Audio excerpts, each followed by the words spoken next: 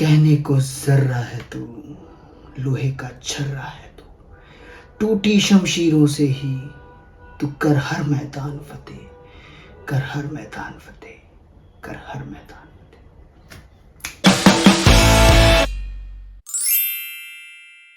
नमस्कार, आदाब, सत श्री अकाल, वनकम, कैसा काय केड़ो हाल केम छो का मना की कैसे हो आप सब। मेरा नाम लोकेश भारती और आपका स्वागत करता हूं भारतीय पॉडकास्ट की series failure to success and back.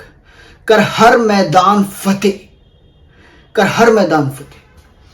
ये जैसे कि आपने सुना, मैंने कहा कि हर मैदान फतेह।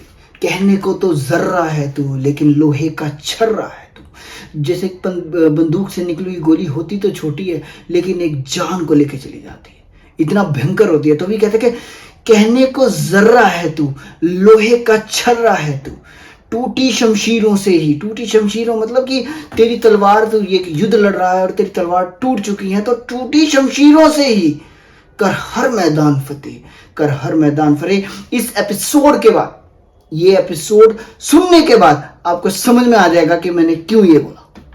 ये कहानी है मेरे एक दोस्त की, निशान साहब सिंह की, जिसने जो जज्बा दिखाया और जो उसने उसके आसपास की सराउंडिंग या जो उसके हालात थे उनको अपने ऊपर हावी ना होने दिया और फतेह करके दिखाया। ये कहानी है निशान साहब सिंह की, जो जिसके लिए ही मैं गा रहा हूं कि कर हर मैदान फतेह। ये काफी बाद में आया, लेकिन उसके लिए बहुत जस्ता है ये कि कर हर मैदान फतेह। नमस्कार दोस्तों, आप सबका स्वागत करता हूं भारतीय पॉडकास्ट में। अगर आप पहले से सुनते आ रहे हैं, पहले से वापस रिटर्निंग मेरे सब्सक्राइबर हैं, तो थैंक यू वेरी मच, आप सबको धन्यवाद। और ये एपिसोड भी आपको पिछले एपिसोड जैसा ही लगेगा। और अगर आप पहली बार आए हैं तो प्लीज सब्सक्राइब करना मत भूलें, बेल आइकन दबा के। हर मंगलवार ठीक 8:07 पर मेरा नया एपिसोड आता है, तो उसको मिस ना करें, तो इसलिए बेल आइकन दबा दीजिएगा।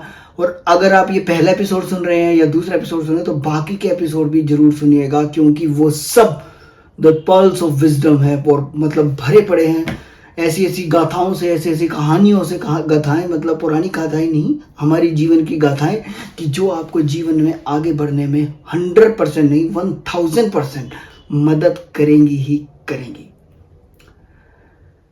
दोस्तों, क्या होता है कि इस कहानी की एक रूपरेखा सी मैं बताता हूं कि क्या होता है कि हम हालात, जज्बात, इन सबको अपने ऊपर ना हावी होने देते हैं। हम क्या करते हैं कि कोई अगर ऐसी सिचुएशन आ जाती है जो हमारे हाथ में नहीं होती, तो हम अपने हाथ नीचे कर देते हैं। वो कहते हैं ना, घुटने टेक देना, हम घुटने टेक देते हैं। कई ऐसे होते हैं कि जो परिस्थितियां अगर उनके अनुकूल नहीं है तो परफॉर्म नहीं कर पाते। वो सोचते हैं कि यार ये मेरी परिस्थिति अनुकूल होगी तो ही मैं इसमें जाऊंगा। पर सोचो, अगर ऐसा होता तो ये जितने भी मछुआरे हैं, ये तो कभी समुद्र में जाके मछली पालन, क्या कहते हैं, मछलियों को ला ही ना सकते। मछली को ला के उनको बेच ना पाते, उनका तो जीवन जावन सब अस्त व्यस्त हो जाता। वो सोचेंगे नहीं यार, समुद्र तो आज बहुत बड़ी वेव्स लेके आ रहा है, आज हम समुद्र में नहीं जाएंगे। तो ये तो कहीं के भी मछुआरे हो, वो तो बेचारे उसी में रह जाते। उन सभी मछुआरों से, जैसे कि मैंने आपको पहले भी बताया था कि महादेव ने मां पार्वती को मछुआरों के घर जन्म लेने के लिए सीखा, ताकि वो फोकस सीख सके। और चाहे आंधी आए, तूफान आए, अगर उनको जाना है मछलियां पकड़ने के लिए, तो वो जाएंगे ही जाएंगे। तो यही हालात और परिस्थितियों का होता है कि चाहे कितने भी उतार चढ़ाव आए, लेकिन हमें उसका डट के सामना करना चाहिए। अगर कोई क्रिकेटर है, वो ये सोचे कि नहीं यार, मैं ये ना पर्थ की पिच पे नहीं खेलूंगा, मैं बोल वाली पिच में खेलूंगा, उस पे मेरे से सही खेला जाता है, तो भैया फिर तो टीम में क्यों है? हमें तो ऐसा प्लेयर चाहिए ना जो हर एक परिस्थितियों में खेल सके, ओवरसीज में भी, होम में भी, हर जगह एक जैसा खेले। चाहे वो किसी भी खेल में हो, चाहे वो किसी भी बिजनेस में हो, या वो किसी भी प्रोफेशन में हो, चाहे वो इंजीनियरिंग हो, चाहे वो बिजनेस हो, चाहे वो डॉक्टरी हो, चाहे वो आर्ट का कोई भी हो, चाहे वो कोई टीचर ही क्यों ना है, चाहे वो एक स्टूडेंट ही क्यों ना है। और मेरा फोकस है स्टूडेंट पे। स्टूडेंट का नाम है निशान साहब सिंह, जिसने मुझे इतनी प्रेरणा दी कि मैं उसका नाम लिए बिना रह नहीं सकता। वो एक ऐसा बंदा था जिसकी, मैं आपको बताता हूं कि निशान साहब सिंह चीज है क्या। रोल नंबर 35, 1405-035, रोल नंबर 35, निशान साहब सिंह। और निशान साहब सिंह की जो सरदार जी थे, निशान साहब, एक पहले तो आपको बताता हूँ निशान साहब होता क्या है। निशान साहब होता है कि जैसे अगर आपको गुरुद्वारे में देखा होगा तो त्रिशूल की तरह एक लंबा सा खड़ा होता है एक निशान, जिसके ऊपर ऐसे ऐसे करके वो बना होता है, बड़ा सुंदर सा, तो उसको बोलते हैं निशान साहब। हर कोई जब गुरुद्वारे में माथा टेक के आता है तो वहां भी माथा टेकता है, तो उसका नाम था वही निशान साहब। और वैसे ही वो जैसे स्टील के होते हैं ना, वो वैसे ही वो भी स्टील का ही था। तो उसकी कहानी में क्या है मैं बताता हूं आपको कि उसने, वो फिजिकली एक डिसेबल्ड बॉय था, मतलब वो थोड़ा जैसे हाथ पैर भी उसके हिलते थे, कंट्रोल में नहीं था जैसे उसके, और तुतलाता भी था, और स्लो बहुत था। स्लो बहुत मतलब कि टीचर अगर 10 लाइन लिख रहा है तो वो पहले के 5-6 अक्षर लिख रहा होगा, इतना स्लो था। तो वो इतना स्लो था कि अगर लिखना पढ़ना तो छोड़ो, अगर वो पढ़ना भी शुरू करेगा तो ऐसे करके करता था। मैं कोई इसका बिल्कुल भी मजाक नहीं उड़ा रहा हूं। मेरे लिए उसके दिल में, सॉरी, उसके दिल में, उसके लिए मेरे दिल के अंदर बहुत ज्यादा इज्जत है। वो क्यों है वो आप सुनो, जरा सुनना। तो वो इस टाइप का लड़का था। और मैंने कहा ना कि कर हर मैदान फतेह, कहने को जर्रा है तू, लोहे का छर्रा है तू, तो वो लोहे का छर्रा ही था। उसने इंजीनियरिंग में एडमिशन लिया, उसके को कंप्यूटर साइंस में एडमिशन मिला, पहली बात ये। अब वो मेरे को याद नहीं है कि उसने मैनेजमेंट के थ्रू लिया कैसे भी, लेकिन उसको एडमिशन मिला, और मेरे को लगता है शायद उसने जो ये सीट का एग्जाम होता है उसी के थ्रू उसने लिया। और उसकी जैसे पहले सेमेस्टर के अंदर उसकी 4-5 सप्लियां आ गई, एक ही पेपर निकला, ऐसे करके 2-3-4 सेमेस्टर में ऐसे ही होता। क्यों? क्योंकि वो लिखने में स्लो था, तो जितना लिख पाता था उतने के उसके नंबर आ जाते। बहुत कोशिश करता, लोकेश मेरे से काफ़ी हेल्प मांगता था, मेरे और बहुत सारे दोस्त सारे हेल्प भी करते थे उसकी, और कोई दया नहीं करते थे वो, क्योंकि वो कहीं ना कहीं वो शो भी करता था कि यार मुझ पर दया मत करना, मुझे दोस्त समझ के अगर मदद करना चाहते हो तो ठीक है, पर दया मत करना। तो ना तो वो दया का भूखा था, वो सिर्फ मेहनत करना जानता था, और उसका एक सपना था कि मेरे को इंजीनियरिंग डिग्री लेनी है। जैसे कि आपने श्रीकांत मूवी अगर देखी है तो वही स्टोरी आप शायद इसकी लगा लो। तो साल दर साल वो फेल होता गया, कुछ में पास होता गया, कुछ में फेल होता गया, कुछ में पास होता गया। हम पास होके निकल गए, लेकिन वो फिर भी पेपर देता रहा। और मेरे को याद है छठे साल या 7वें साल में उसकी डिग्री कंप्लीट हो गई थी। तो अब ये लगाइए, हम क्या करते हैं, छोटी सी मुश्किल आती है, छोटी सी अड़चन आती है, हम बैठ जाते हैं हाथ पे हाथ धर के, या घुटनों पे बल आ जाते हैं कि बस अब हमसे ना हो पाएगा। लेकिन वो लड़का जो एक फिजिकली डिसेबल्ड है, बोलने में दिक्कत है, लिखने में हाथ उसके ऐसे कांपते थे, वो धीरे धीरे ऐसे करके उल्टी पुल्टी इंग्लिश के अंदर लिखता था।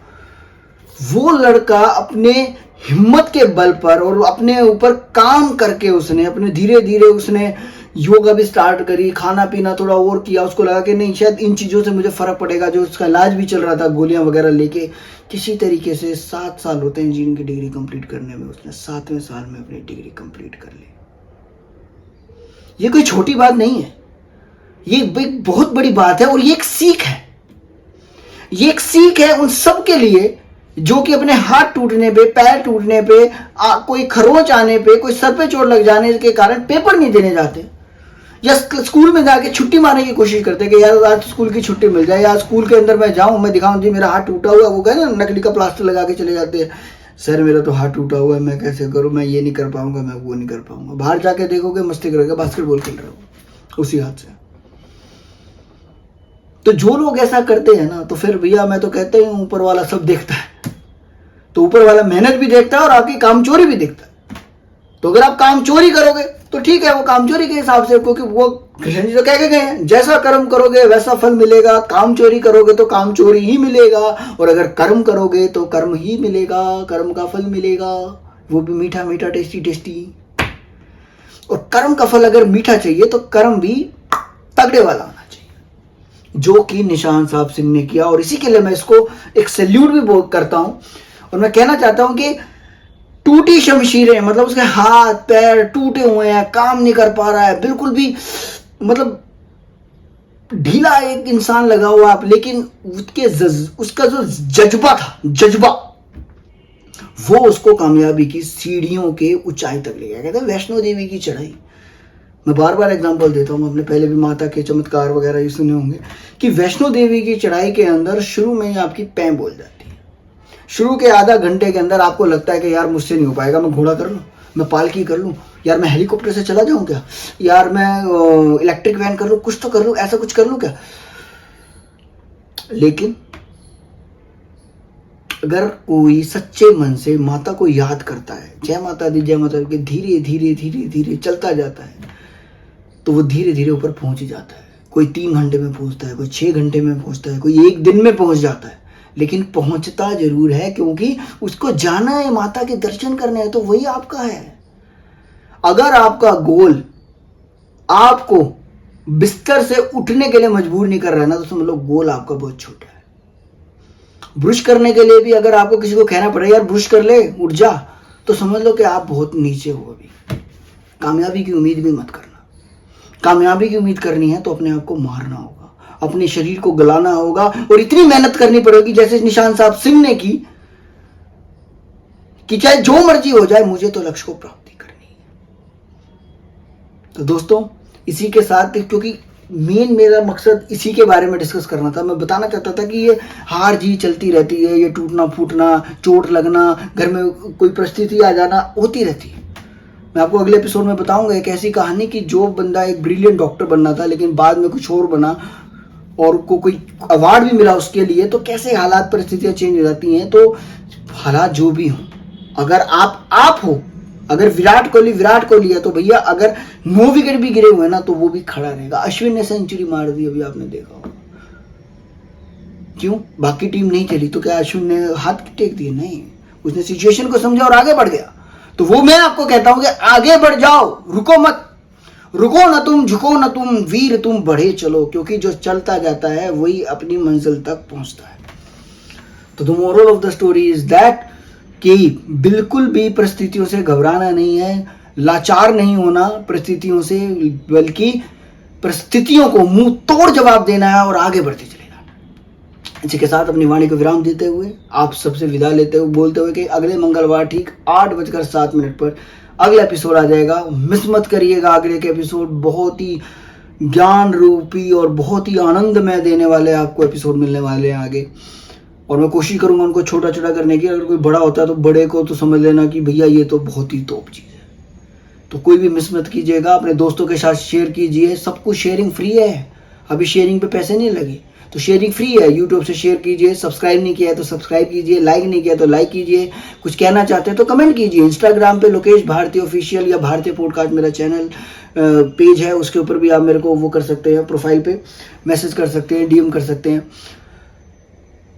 तो करिए, बातें करिए, कमेंट कीजिए, लाइक कीजिए, शेयर कीजिए, सब्सक्राइब कीजिए। आप सबसे विदा चाहता हूं मैं लोकेश भारती। अगले मंगलवार ठीक 8:07 पर फिर मिलूंगा आपके। और एक बार जाते जाते ये कहना चाहता हूं कि अगर कोई इंसान, कोई भी इंसान, वो लड़का हो, लड़की हो, दादा हो, दादी हो, नाना हो, मामा हो, पापा हो, फूफा हो, कोई भी हो, अगर वो आपको लग रहा है कि यार उसको आपकी थोड़ी सी मदद चाहिए तो प्लीज मदद कर दीजिएगा। ये भी कर्म में ही है कि मदद आप कर सकते थे, आपने की या नहीं की। अगर की तो ठीक है, ये फल, अगर नहीं की तो ये फल।